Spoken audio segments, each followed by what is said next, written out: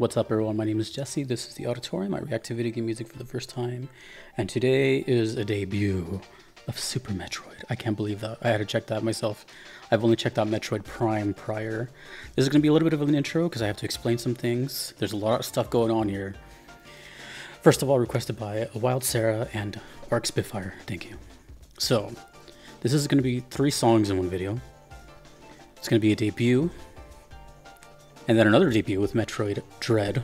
Oh, let me explain. Okay, so first song, Super Metroid, SNES, Prologue intro theme. After that, we're going to hear a Metroid Dread version called the theme of Samus Aran, which I think is the same song. That's from the channel Slash. And then we're going back to the SNES for one of the highest voted songs for my upcoming Halloween themed VGM vibes. Damn. This was one of my most requested and voted for songs. This is Maridia, Swampy Caverns. Okay. So debut, and then back to the SNES. It's going to be very interesting, but okay. Okay, let's get into it. I've never done Super Metroid. I don't know who composed Super Metroid.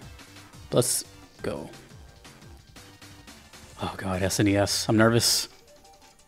This is the Prologue intro theme from Super Metroid. The last Metroid is in captivity.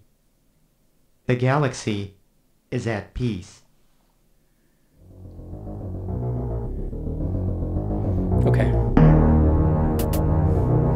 I feel like right now, these opening seconds, everyone just got like teleported back to being a kid or something. Going to Blockbuster, Saturday morning cartoons.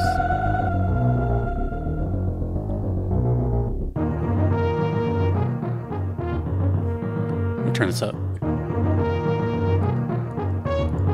Sounds like Rocky or something.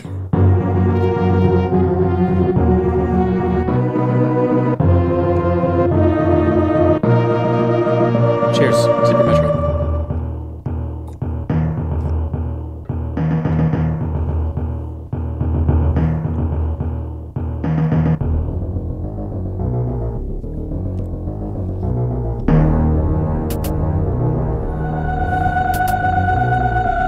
Dude, I could just tell that this back then must have sounded so ahead of its time. Where music was starting to feel kind of immersive as hell.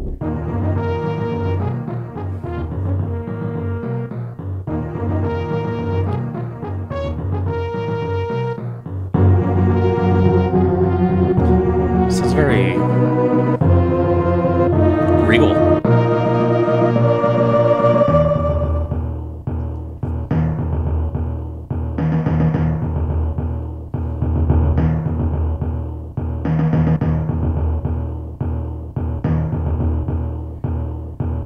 Love the stereo effects, the left and right stuff.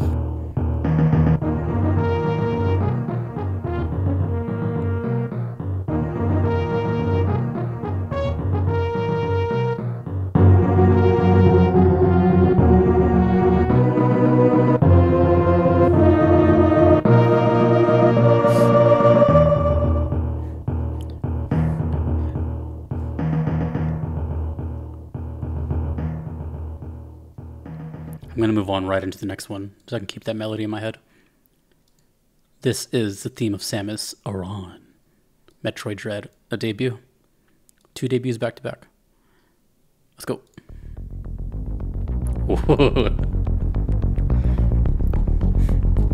Advancing technology, kind of fitting for the game, I guess.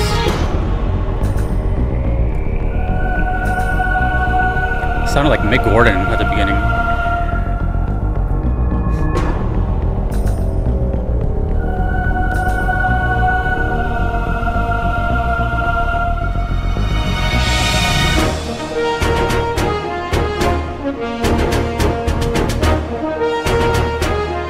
I just imagine like a row of trumpeteers.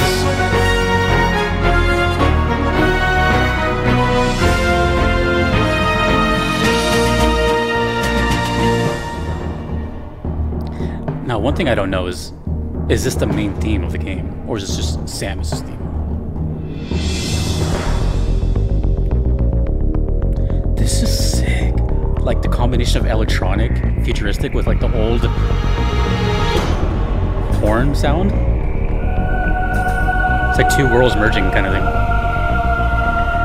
And the choir. Damn.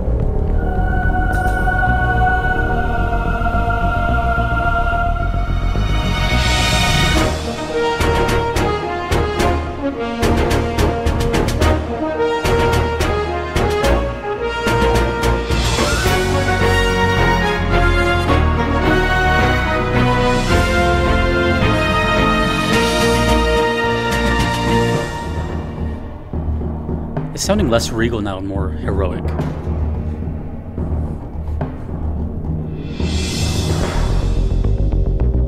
Oh, I love that. I love that. Oh, there's no fade out. Okay.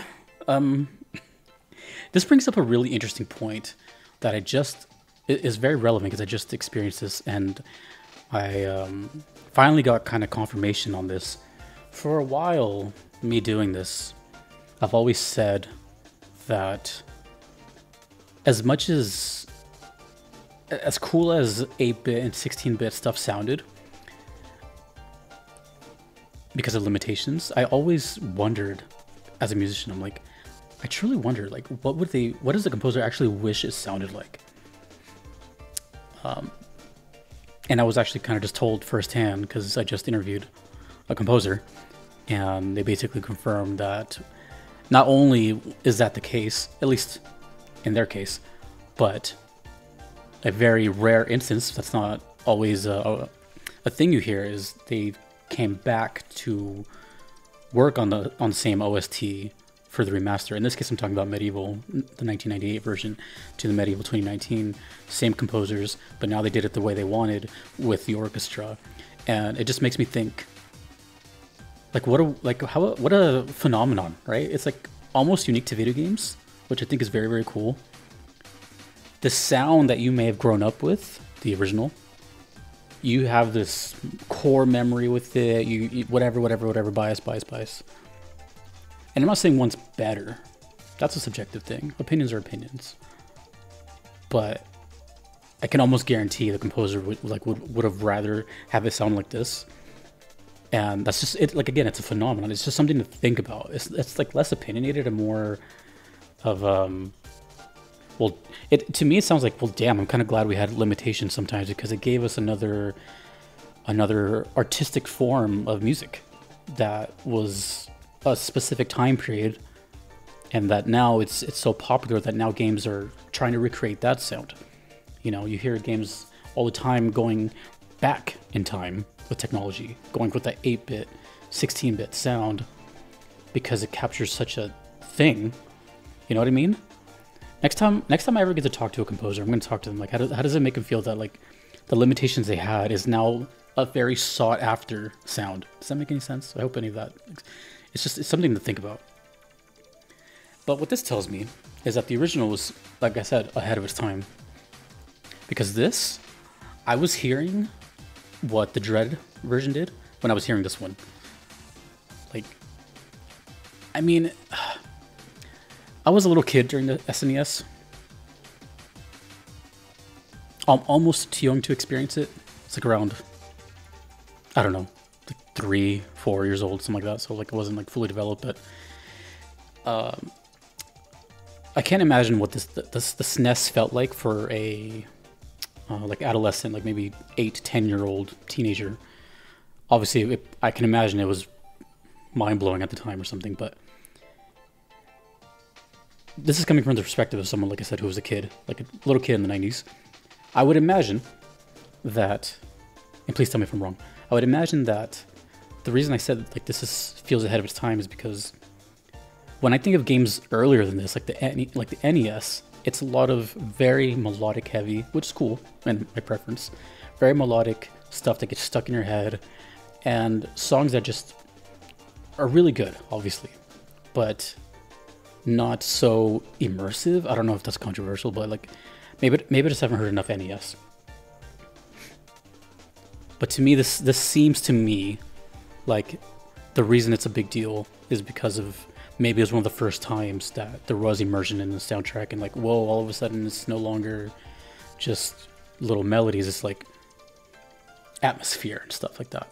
I truly wonder, like, at what point was atmosphere introduced into a video game like that? Maybe it was Zelda. I don't know. Who knows, really? I mean, you guys probably do, but I think about it all the time, because not only are those thoughts going off in my head, it's, I know this game is a big deal. So it makes you wonder, why is it a big deal? Something had to have happened for it to stick out, whether that's gameplay, story, character, maybe the soundtrack. So it makes me think, maybe this was one of the catalysts for that. So let me know. I have no idea. I'm very, very curious. We still have another song to go to, by the way. We're going, this is interesting, especially after talking about all that. We're going back to the original Super Metroid. This is now what I was initially supposed to focus on, but now I have a whole new perspective. This is going into VGM Vibe 7, which is a themed episode I have coming up of spooky themes. I'm not gonna lie, that first one was kind of spooky, so... Okay, this is Maridia, Swampy Caverns. Specifically Swampy Caverns, so I don't know if there's other versions of it, but anyways. Swampy Cavern, or Maridia, Super Metroid.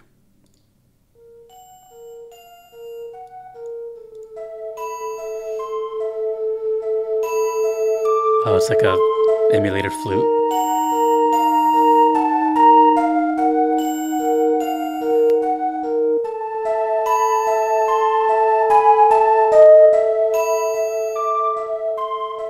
Whoa, that sounds like a MIDI triangle.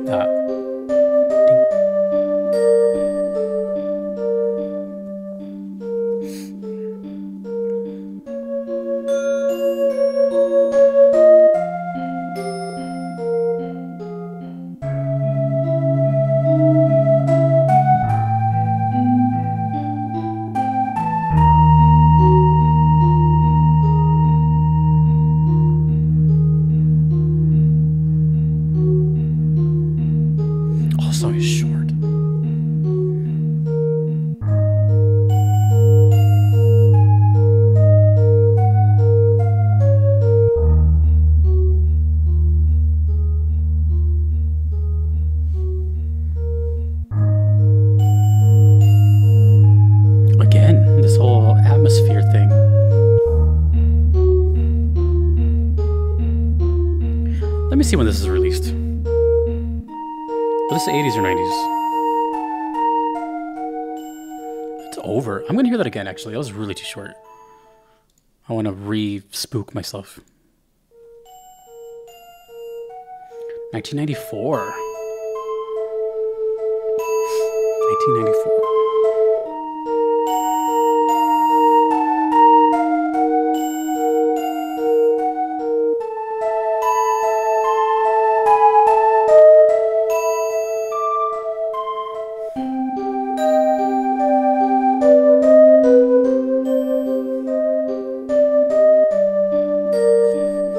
It sounds,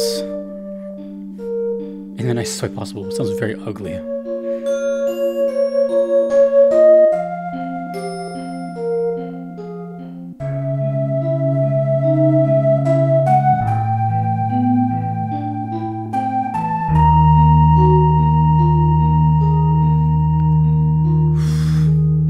I mean, I know it's called Swampy Caverns, but damn, this could work at like a haunted house or something.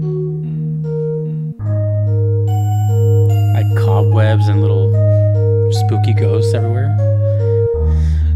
Swampy Caverns. I'm so tempted, but I'm not going to. And I'll explain why in a second. I'm so tempted to see what this looks like. Maridia. I'm guessing Maridia is just the name of this place. Well, who knows? I wonder why it has two different names. So, as I was just saying, damn, okay. As I was just saying, this is the reaction, right? This is a separate series. This is kind of like I mostly do here. So this is where I just, you know, take guesses and just listen to it for the first time and just, you know, kind of experience it that way. Whereas the Vibe series is I've already heard it. I've already like looked up footage and saw the compose. You know, I've done more research on it. So that's why I'm not looking up anything right this second, because I'm going to eventually. So it's always funny to like look back on this at some point and see how way off my guesses were or something like that. But I look forward to, you know, I can only guess. It's interesting because like to me, Swampy and Caverns are two totally different things. Swampy, I think like outside, foggy, wet, and you know, swamp, usually at night. Creatures everywhere, bubbling liquids. But when I think Caverns, I think almost the opposite. It's enclosure, still dark, but you know. So I'm trying to imagine like what that means. Okay. So one thing, by the way, that I really admire about the limitations as well is quite literally just the limitation of memory size. You know, a lot of these songs back then were this length or shorter, and yet still I've never looked up how much memory like a typical song takes up in an NES or SNES or Sega, but I'd imagine it's at least, I don't even want to throw a guess out, a couple KB, maybe a meg, I don't know, I have no idea. Now I just made myself more curious. But either way, I've heard many stories from comments here, like the way these things get done, like they sacrifice a lot of channels to make something work. That's another thing about the limitation, is that creativity spawned from it. It kind of reminds me of, weird analogy, but it reminds me of like, have you seen like, people make prison food or, you know, some concoctions? Because when you have, you know, so many things, your brain will create something. So that's why I think it's so cool. This era of music is so cool. So yes, it sounds limited, but I've always enjoyed it because it has these factors that go into it. Like you couldn't do this, you had to sacrifice that, and it technically shouldn't be possible, but it made, you know, and then it became some of the most iconic stuff ever, blah blah blah. It's like the most underdog cool story. And this is at a time where video games were barely maybe getting cool or popular. Let me know if you were a kid during this time. I know the Super Nintendo and the Sega was like, I feel like the kind of hump as to when games started to get cool and accepted. But I still feel the 90s were mostly games were seen as like very dorky and, you know, that kind of thing. So that's another thing that goes into it that I always think about. It's like, imagine being a kid, hearing this, and having no one to talk to about it. And you're convinced, like, no, this music is cool. Like, this is really cool. Life is weird, isn't it? Well, that was definitely spooky. That was, yeah. I've seen some footage of Metroid, and I'm really curious as to, like, how... Well, sorry, I lied. I've only seen footage of Metroid Prime. That was a... Is FPS the proper term here? Maybe that was just that one stage, but it was first person. So I don't know if this one's first person. But I'm trying to imagine what's going on here, you know? That's my reaction to it. I will find out soon, but the one last thing I'll say is I really like, one thing I noticed in these spooky songs, that the composers paid a lot of attention to that creepy feeling by playing with the stereo pan effects. There's a lot of like here and a little ding ding over there, and sometimes they cascade, and it's like a coloring book for them. I don't know, it's so genius. Damn, video game music is sick. Thank you to Arc Spitfire and Wasera. Thank you all for voting for this one. And we'll see you in VG on Vibe 7 where the spooky themes continue. That was sick. Let me know who the composer was. I feel like I know, but I don't remember. I think it was like 2 people. I could be wrong about that.